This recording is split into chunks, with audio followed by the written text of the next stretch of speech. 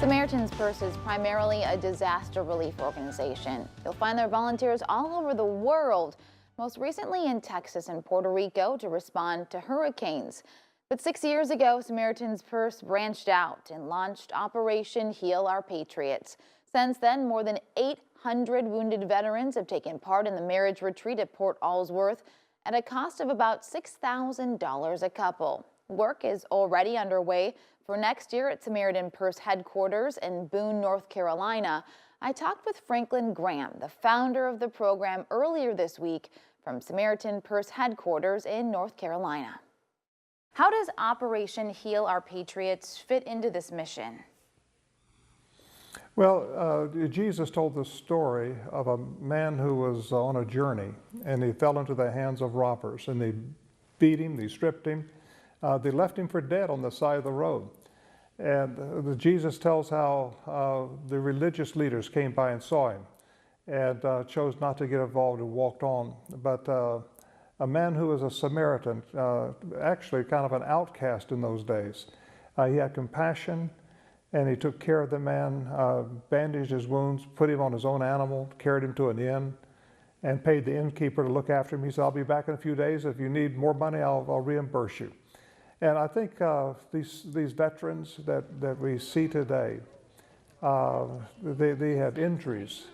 And it's not just these injuries that we need to address, but it's the family, because when the warrior gets wounded, this affects the whole family. But we're focusing on trying to strengthen the marriages of these military families, because the marriages are failing.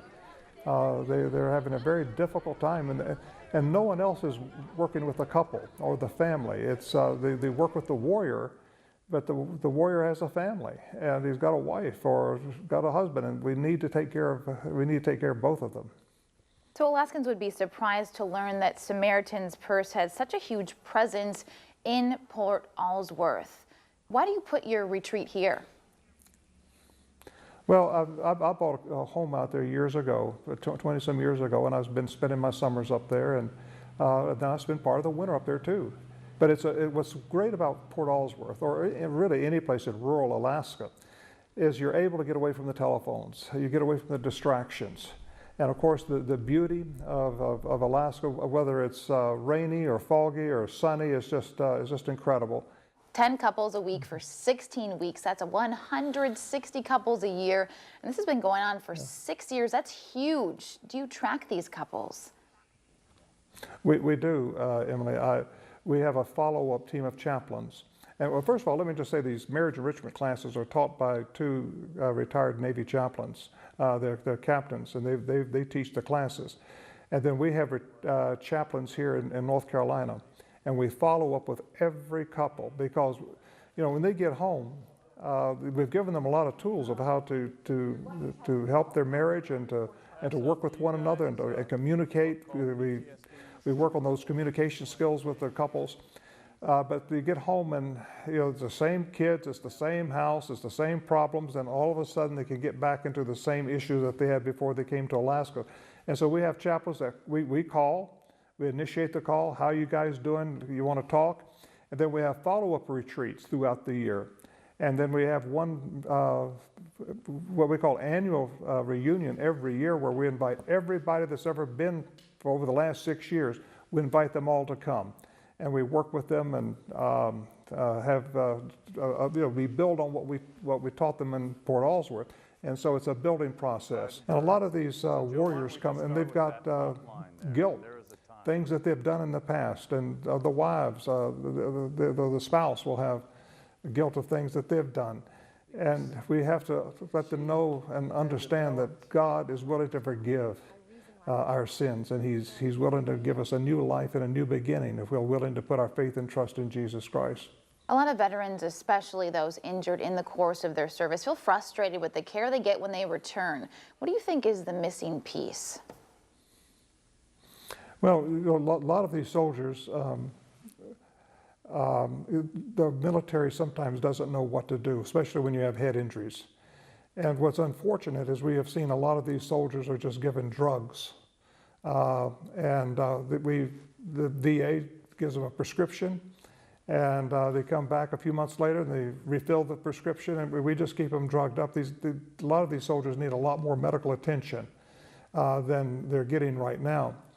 But what we want to do is, by bringing these couples together, a lot of these couples think they're the only ones experiencing the problems that they're facing. They don't realize that there are other couples going through exactly the same thing.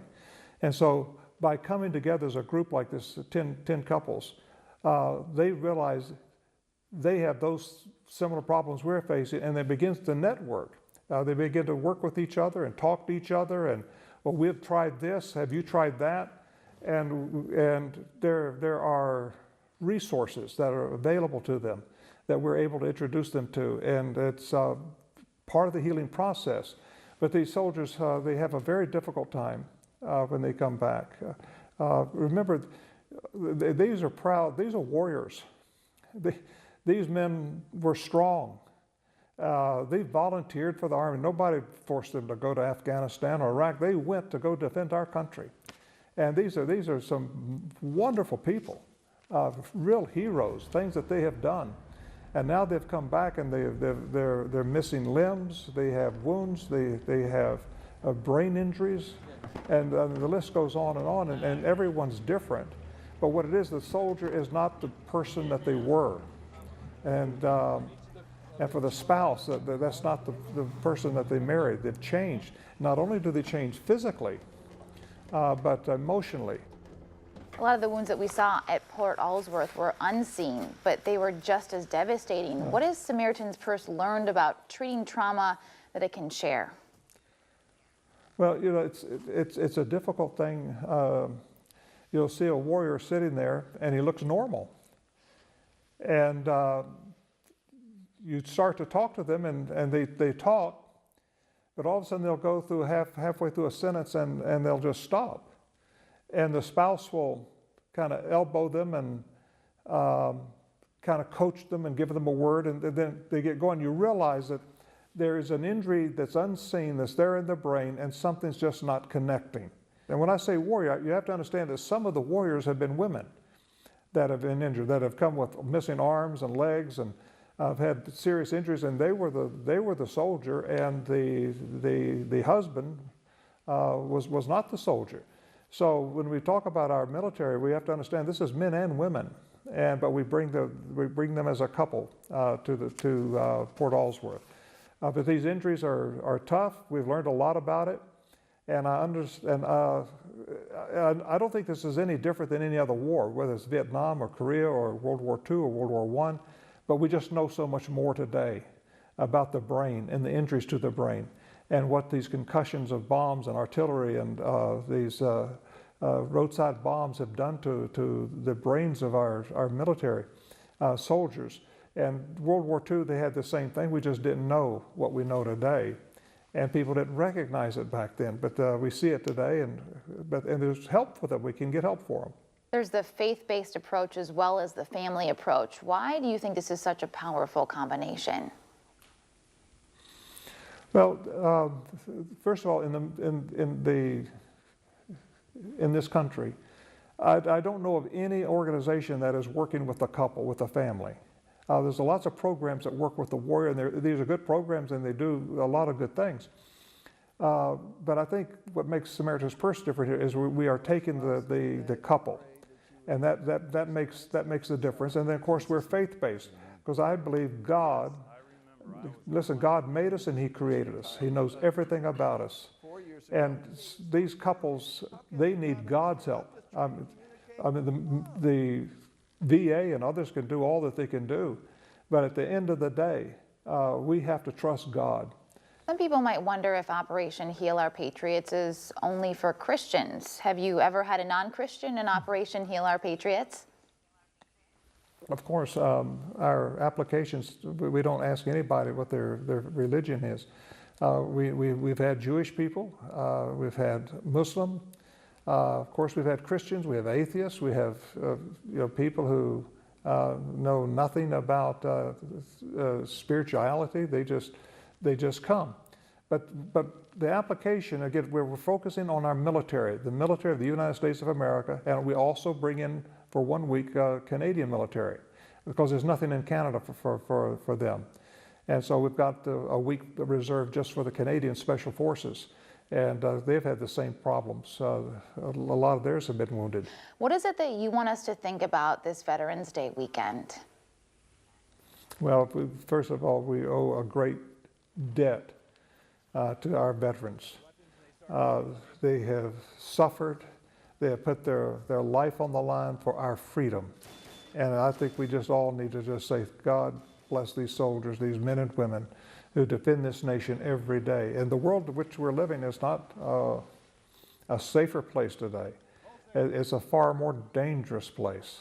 And I think everyone in Alaska understands the threat that North Korea poses. And we just need not only to pray for our country and for our leaders, for our president and for all those in authority, but we need to pray for the men and women that are still serving this nation, still standing on the wall, still defending. We need to thank God for them and everyone that's been there before them, who have suffered and have laid down their lives and have been wounded for this country. I just say, God bless each and every one of you. We love you and thank God for you. And what can we do as individuals and as Alaskans to help? Well, I would encourage, Alaska, of course, has a great history with the military. And so many military people have retired in Alaska. They went up there to serve and saw the beauty of the last frontier, and they decided to make Alaska their home.